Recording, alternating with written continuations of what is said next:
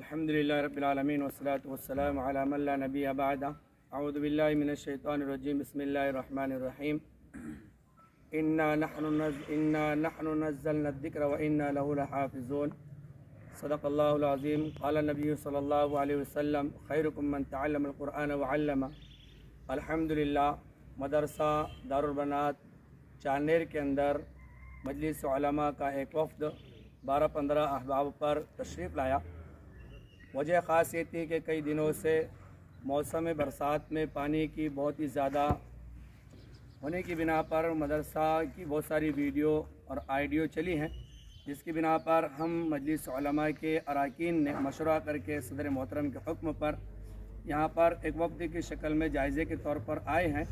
अल्हम्दुलिल्लाह, हमने देखा कि मदरसा हाजा जिन ज़रूरियात का हामिल होता है वो सारी अशिया और वो सारी इमारतें, मतबख़ और बच्चों की इस्तेमाल करने वाली चीज़ें, खाने पीने वाली चीज़ें, सारी चीज़ें इस लायक है कि वो इस्तेमाल नहीं की जा सकती है। अल्हम्दुलिल्लाह, ये मदरसा 1999 से कायम किया गया है और 2024 तक कम बेश 1000 से ज़ायद तालिबात यहाँ से फ़ारिग होकर निकली हैं और अब अल्हम्दुलिल्लाह 100 से ज़ायद तालिबात यहाँ पर ज़ेर तालीम है। फ़िल वक्त मदरसा आज़ा की तातील चल रही हैं और अल्हम्दुलिल्लाह मदरसा आज़ा के ट्रस्टियान और शहर और कस्बा चानेर के ज़िम्मेदारों में मौलाना सिकंदर साहब, मौलाना का सरदार साहब, हाफिज़ सरदार साहब और दीगर उलमा इकराम से भी मुलाकात हुई और मदरसे के मुअल्लिमीन से मुलाकात हुई। मदरसे का मुकम्मल तौर पर जायज़ा लिया गया। जिन क्लासों में तलबा पढ़ते हैं वो क्लासें भी बोसीदा हो चुकी है, वहाँ की ज़मीन भी फर्श उखाड़ चुकी है।